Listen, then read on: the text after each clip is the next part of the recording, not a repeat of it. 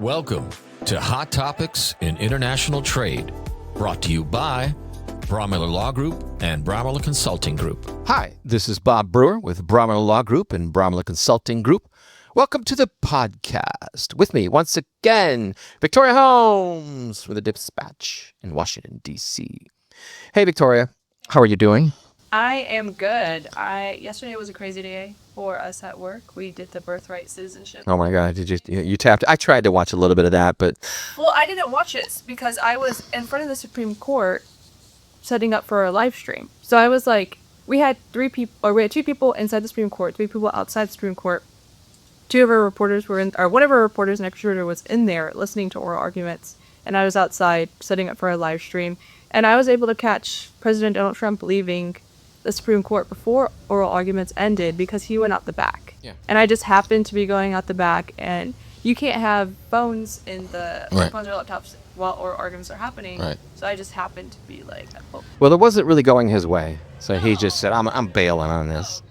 You people are not loyal to me. They're not going to repeal the 14th. That's the first ever for president doing that. Did you think that you were actually going to twist some arms by doing that?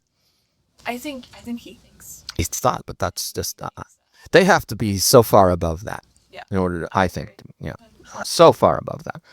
All right. But I have a few things I want to talk to you about. Yeah. One of the things, hey, I want you to do another video for me if you don't mind. Do you have time? Yeah. Cool. Because this one's going to be like tariffs and more tariffs. But this is important, peeps out there. And we come across this a lot. But to say the least, the stacking of the various tariffs has been somewhat complicated. Oh, my God. Reciprocal tariffs on top of IEEPA tariffs. Thankfully, now IEEPA tariffs are gone, deemed to be illegal by the Supreme Court that we were just talking about. But wait. There's Section 301 investigations now, which will ultimately include 60 countries regarding forced labor.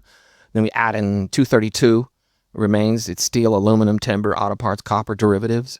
In addition to the recent announcement of Section 122, which is the national security, the temporary 150. But then, so it begs the question, what else is there that could be used? Section 201, tariff safeguard. Section 338, I don't know, retaliation or something like that could be thrown in there. Section 1515. No, there's not. I'm just making that one up. But I just relaxed. That's it. I think there's 5. Correct me if I'm wrong out there, but it's like, oh my God. So like 5 statutory authorities that allow the U.S. president to impose tariffs. However, all at once can be a burden, such as MFN, most favored nation duty, Section 232, Section 301, Section 122. Then you add in possibly AD, CVD, anti-dumping. It's all stacked on top of each other. So I'm going to do a little video on that. Yeah, because right now you're saying them and it's going... I know, but no. So it was hard for us in the very beginning even to figure out what the stacking of, wow, this is what's happening. Yeah, it's hard to keep It's hard to keep up with this, and it's stacked on top. What could be extracted here, blah, blah, what do you do around this, blah, blah, blah. So there's that. But I want to talk about the Strait of Hormuz. Okay. So obviously, if you've been watching, blah, we have. You and I got to keep up with this. Where are we now? So here's my question. Can we actually bypass the Strait of Hormuz? There's some land in there that, I'm thinking, well, how do we get around this? What other pipelines are there? I guess the short answer is yes, can, but only partially. So there's some land-based and land-sea routes that bypass the Strait of Hormuz. Because keep in mind, 20 million barrels of oil go through there on a daily basis. Okay? So the most significant alternatives today, I'm looking at my notes here, Saudi Arabia's east-west pipeline and a new Saudi UAE land and sea cargo corridor with additional long-term pipeline corridors under study.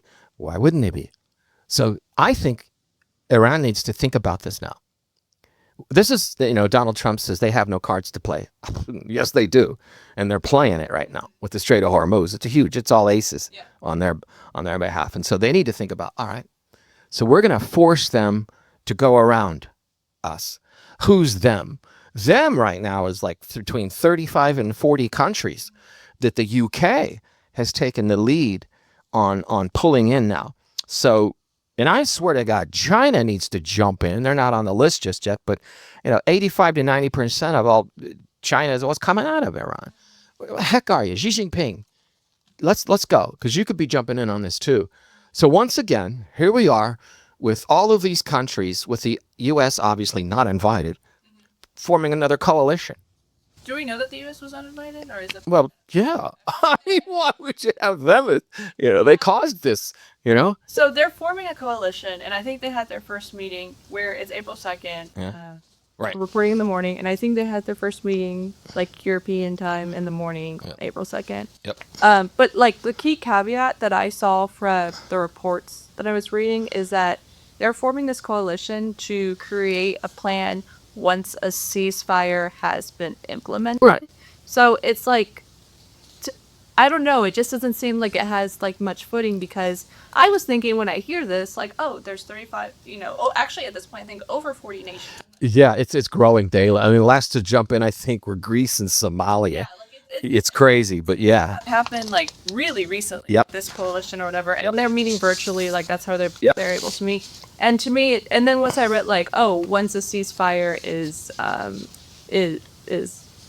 started or whatever, once a ceasefire is agreed to, then the plans that these nations are currently trying to come up with is when they will begin. And so I'm like, okay, well, you still have to wait for a ceasefire to happen. It's not like you're going to try to get over, the Strait of Hormuz issue. Because I don't know, when I was hearing about this coalition, I was thinking that they were going to have a plan while this, like, ongoing war was happening. But no, it's like, oh, when the war, when there's a ceasefire, then we'll have a plan. And it's like, then there's really not a plan. Well, we're messing things up right now. I don't know. I think of imagine this really nice day, and there's a picnic, with all the countries sitting out there having a picnic on their different flags, right? And the U.S. runs over and smacks this huge hornet's nest, and then jumps in the van and drives off. It's like, all right, great.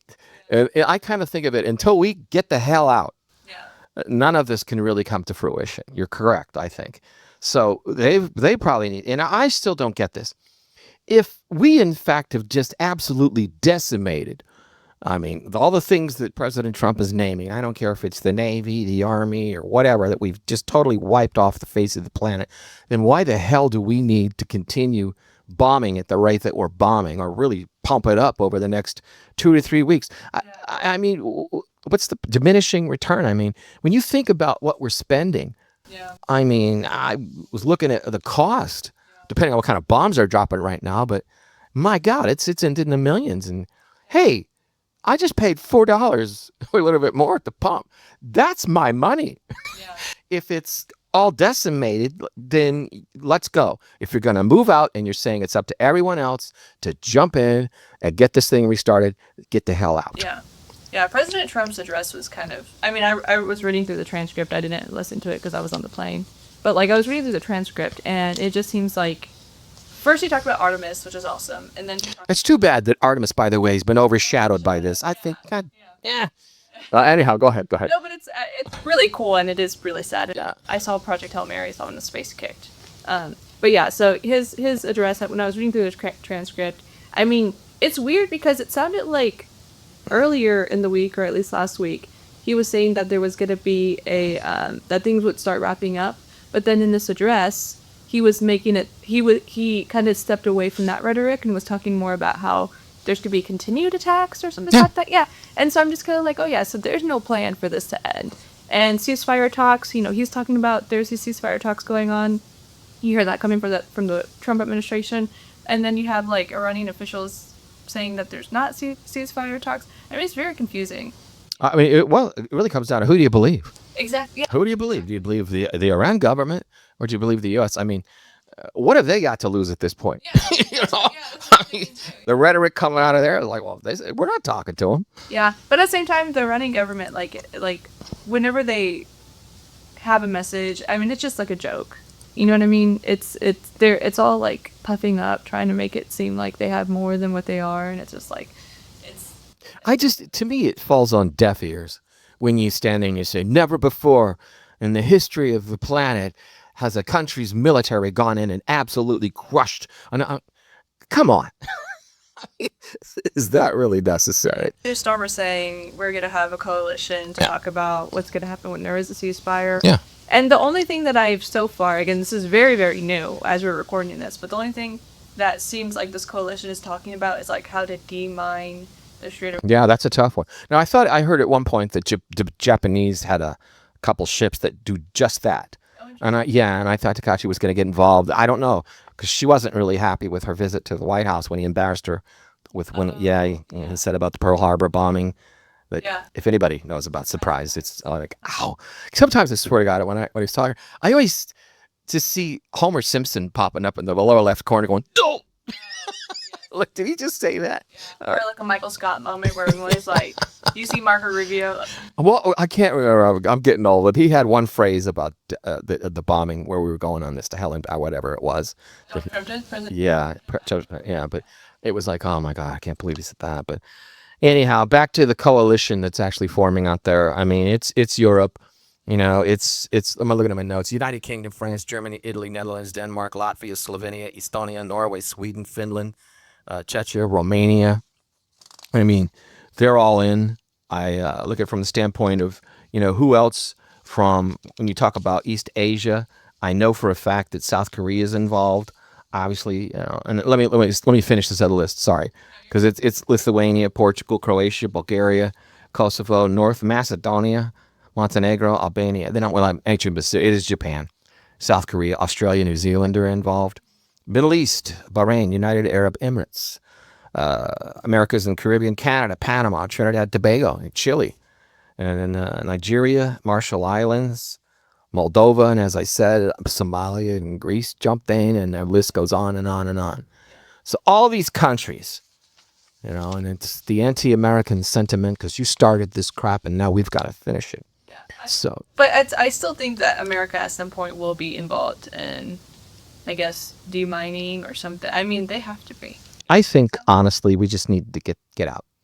We need to cut our losses and get out. Yeah, I know. Didn't Donald Trump, I don't know if this was true, but he was like, you just need to take the Strait of Hormuz. Well, when is that? He's handing it off. He's handing the baton back off. Yeah.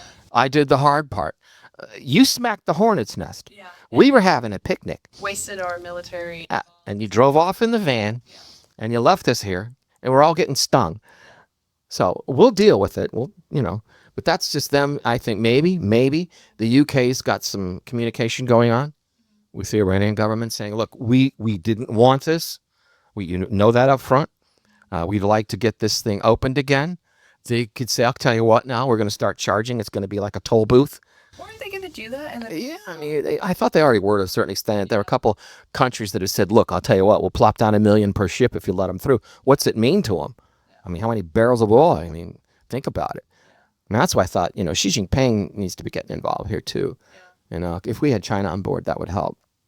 So as far as where we are, I want to keep track of that. It'll be interesting to see this coalition of countries led by the UK, where they can kind of step in and forget what the U.S. is going to do or not do in the next 2 to 3 weeks. Just, all right, you've done enough damage.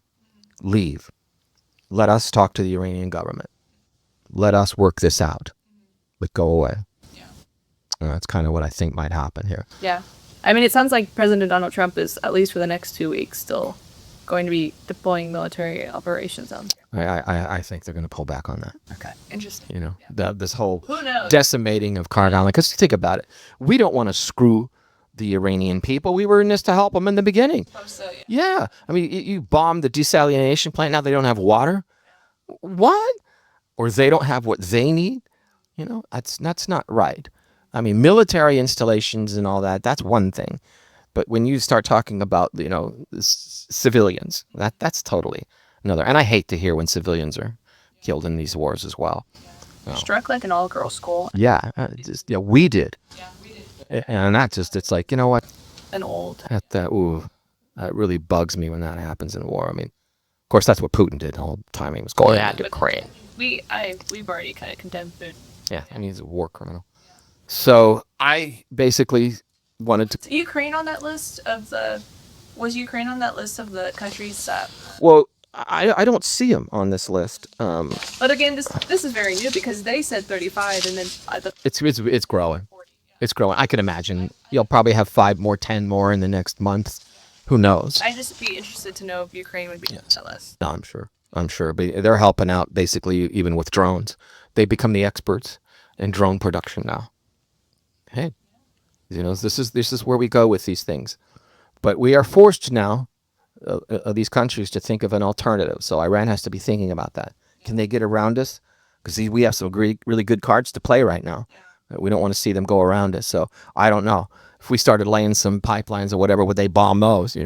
That's have to get sticky. There's not much that Iran or Iran can do here in the United States except for like the random fanatics that can like Oh yeah, we have to sleeper cells like we talked about. ourselves, and then also there was one thing I was gonna say, but it's completely slipped my mind. But they're much closer. Oh yeah, they've got the capability. The oil, that's what I was gonna say. Like our oil prices go up, which travel will be. That's the world economy. That's how it all happens. He said one thing last night, and ching, it all goes up. The markets go down, that goes up. All right, so we are out of time. All the zeros showed up on the ticker here I know. for 15 minutes, but I do appreciate you stopping by and chatting with me on this. Yeah, thank you for having me. Hey, thanks.